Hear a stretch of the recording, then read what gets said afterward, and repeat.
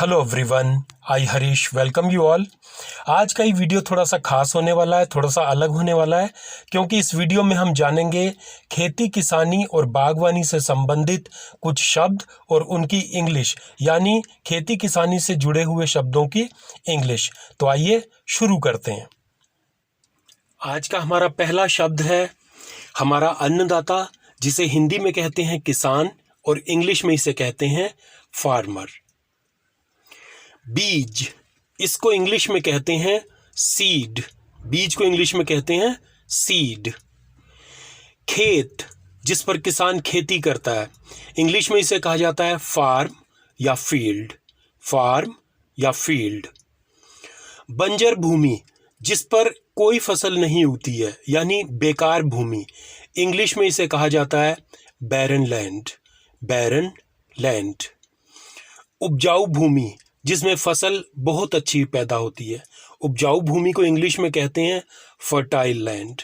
Fertile land. कृषि योग्य, कोई भी चीज कृषि योग्य होने के लिए इंग्लिश में हम कहते हैं ऑरेबल। ऑरेबल। अगला शब्द है मेड़ या डॉल। दो खेतों को बांटने का काम करता है। दो खेतों के बीच में बना हुआ एक पगडंडी नुमा रास्ता होता है, इसको खेती किसानी की भाषा में कहते हैं मेड़ या डॉल, और इंग्लिश में इसका नाम है लिन्हे। लिन्हे। कृषि उपकरण, जिनके साथ किसान खेती करता है, किसानी खेती में काम आने वाले जो उपकरण हैं, उसको इंग्लिश में कहते हैं फार्म इम्प्लीमेंट। Farm implement. पौधा, इंग्लिश में इसे कहा जाता है प्लांट। प्लांट। पेड़, एक बड़ा पेड़, पौधा छोटा होता है, पेड़ बड़ा होता है, तो पेड़ को इंग्लिश में कहा जाता है ट्री। पत्ता, इसको इंग्लिश में कहते हैं लीफ। लीफ।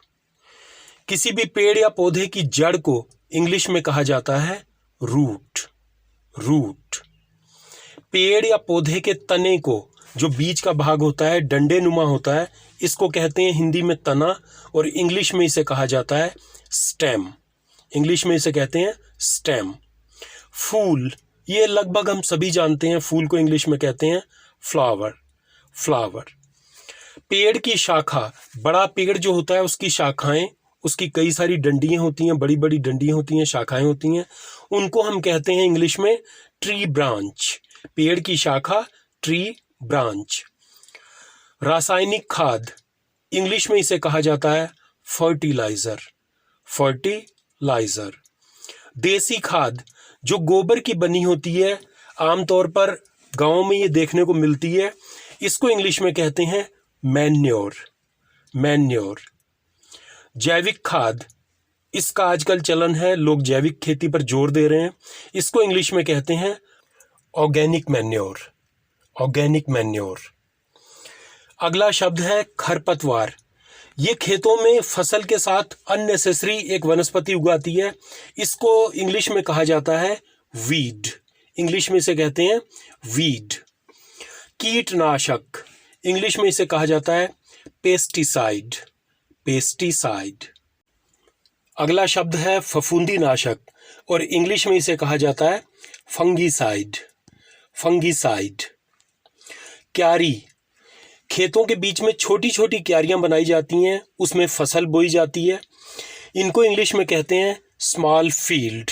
Small field. बगीचा, जिसको इंग्लिश में कहते हैं गार्डन, बहुत पॉपुलर है गार्डन, इसमें फूल वगैरह और छोटे छोटे पौधे लगाए जाते हैं।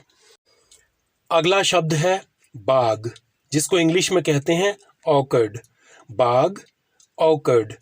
बाग में बड़े बड़े पेड़ लगाए जाते हैं, जिन पेड़ों से फसल ली जाती है, जैसे आम का बाग, लीची का बाग, इस तरह से बड़े बड़े पेड़ों को लगाया जाता है बाग के अंदर, और इसको इंग्लिश में कहा जाता है ऑर्किड। अगला शब्द है सूखी घास, इंग्लिश में इसे कहते हैं हे। HAY, हे।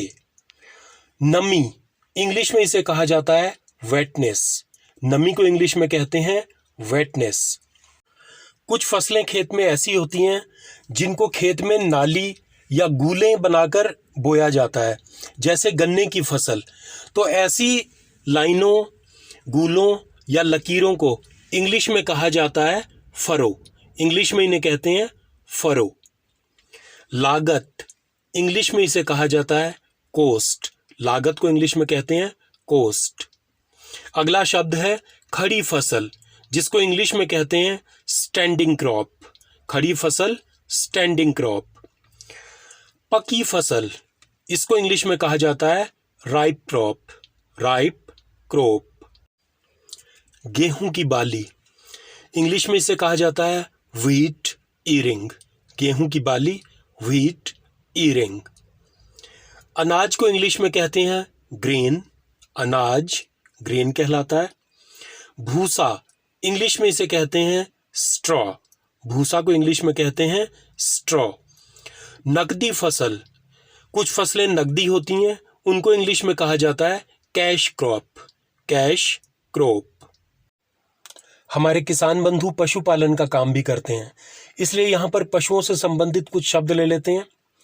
पशु, इसको इंग्लिश में कहते हैं एनिमल। पशु की अंग्रेजी है एनिमल। पशुओं का चारा, अंग्रेजी में इसे कहते हैं फोडर। फोडर। गोबर, इसको इंग्लिश में कहते हैं डंग। गोबर की अंग्रेजी है डंग। घूरा या गोबर का ढेर, गांव में खाद के तौर पर इस्तेमाल करने के लिए गोबर के ढेर लगाए जाते हैं, इनको इंग्लिश में कहते हैं डंग हिल। डंग हिल।